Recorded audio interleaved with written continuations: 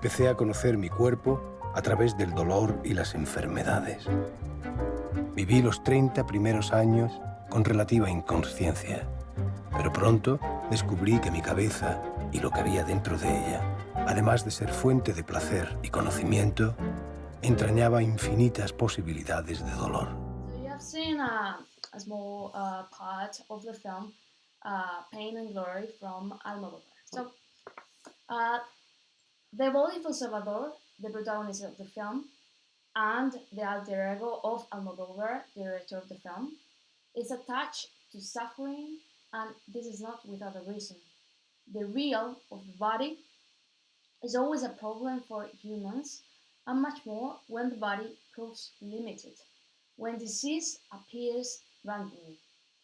Illness is frequently seen as a stranger, random and senseless. And more these days, where we have COVID and everything, these words will sound to you familiar. So, although illness are well illustrated and listed within the film, it seems that the etiology of Salvador's suffering is hidden. So, we must ask ourselves, what is the etiology for those symptoms? Where do Salvador's symptoms point to?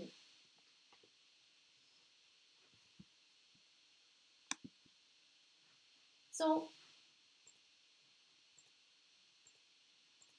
since the movie is titled Pain and Glory, we will be studying the pain notion and the symptoms throughout the film. Salvador says he lived the past 30 years with relative unconsciousness. Salvador soon begins to somatize part of that is unconscious to his own body. Thus, the origin of these physical and mental pains could be analyzed within this analysis. This would be the head, of course, the origin of this pain, and you can see it now on the screen. Well, on the previous image, we've seen with the head, and that would be, with what I was saying, psychic life. So the list of symptoms is tremendous. They're paralyzing for all important tasks. According to the Freudian conception, psychoanalysis understands that the sick subject, psychologically speaking, won't be able to love or work. So I ask you, isn't this what is wrong with Salvador? Isn't he emotionally isolated from work due to pain? So Salvador comes back to past time in the numerous flashbacks. They become almost as important as present, from which the film is narrated. So the length of the film, you see it now on the screen, like in a timeline, is 1 hour and 53 minutes, where flashbacks take around 36 minutes. The viewer, in those dreams, they rest for a moment from the torment of the director. So you see now, down the line, you have the flashback, upside the line, we have present, and up, we have flash forwards. So if we know that the origin of the pain is in the psyche, and we know it because Salvador, the protagonist, says it, what is the etiology of this psychic suffering? We will take a look to the biggest symptom in the film, the one that somehow puts the narrative in motion. And of course, this will be shocking. You see it now as more strange. The character assures it, as we see in the line, fuck, I took on nothing. And after this, the film continues to show Salvador multiple symptoms. Headaches, depression, insomnia, the confinement in which he puts himself, not the government. But what continues to appear in the center is his most dire problem. He eats little and chops a lot. So Salvador will use drugs after meeting the protagonist of one of his first films, because he is a film director, just like Almodóvar, of course. And at this point, we should be asking ourselves,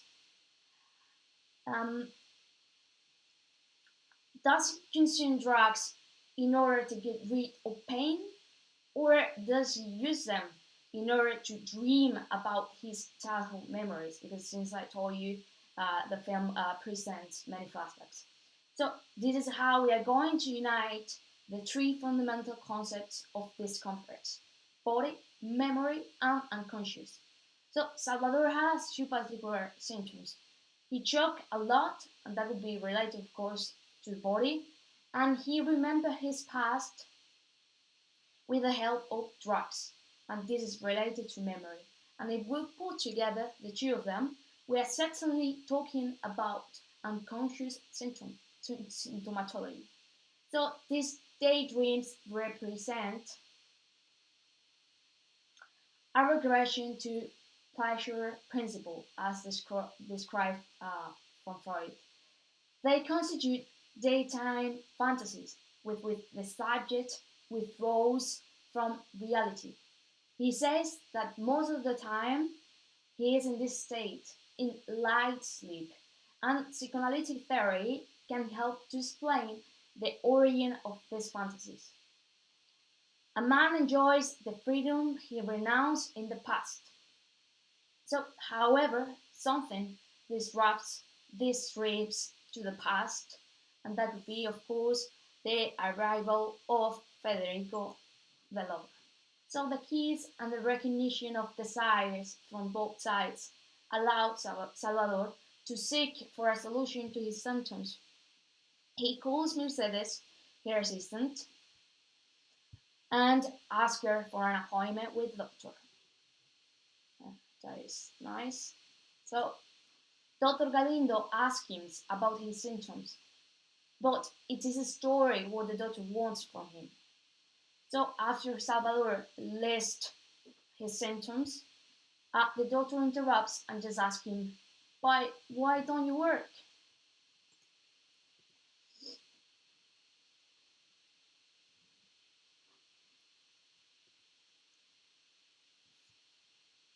So finally, although he succeeds in telling him that working will be good for him, he proposes to Salvador to change oxycodone for another opiate. But this is not what Salvador needs. You see here, with that "and" in red color, Salvador unites two ideas. The death of the mother is a temporary reference to his first back operation, and this operation seems almost the consequence of her mother's death. And although the doctor hardly resolves the situation, the spectator, and now you, knows it.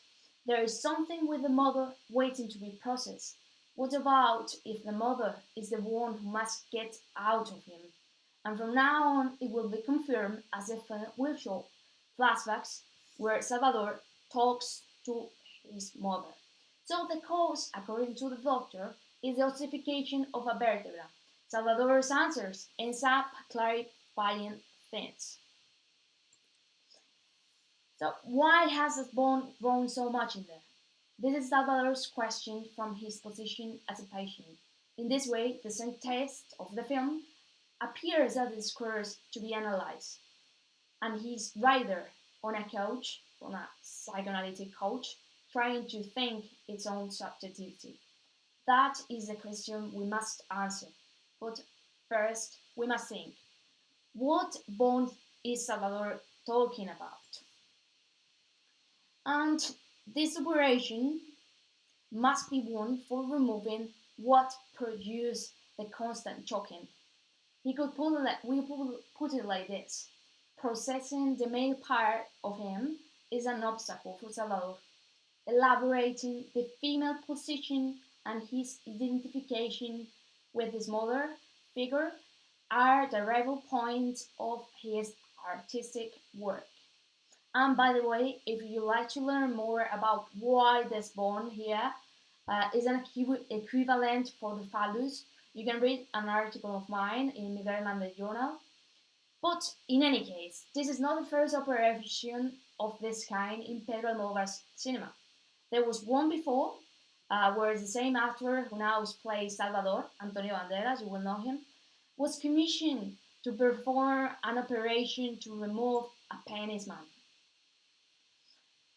So And if you think that swallowing your mother is outrageous, I suggest watch this class by the philosopher Ana Carrasco, where in some way she argues how the vomiting of the protagonist of The Exorcist has a lot to do with this vomiting the mother. In Pain and Glory, more than a real operation, there is a symbolic operation to de-choke the protagonist's desire.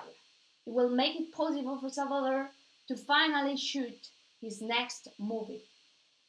It's supposed, therefore, that there may be an elaboration of his first desire through artistic work, a cinematographic shooting. So, until now, we have seen Salvador Sainton talking. We have proof that he's very happy with his present situation, so he recurs to drugs in order to remember the past where he was happier. And only when he meets again with his true love, Federico, he can renounce to drugs and fantasies that leads him to the operation which will allow him shooting his new film, The Fast Desire.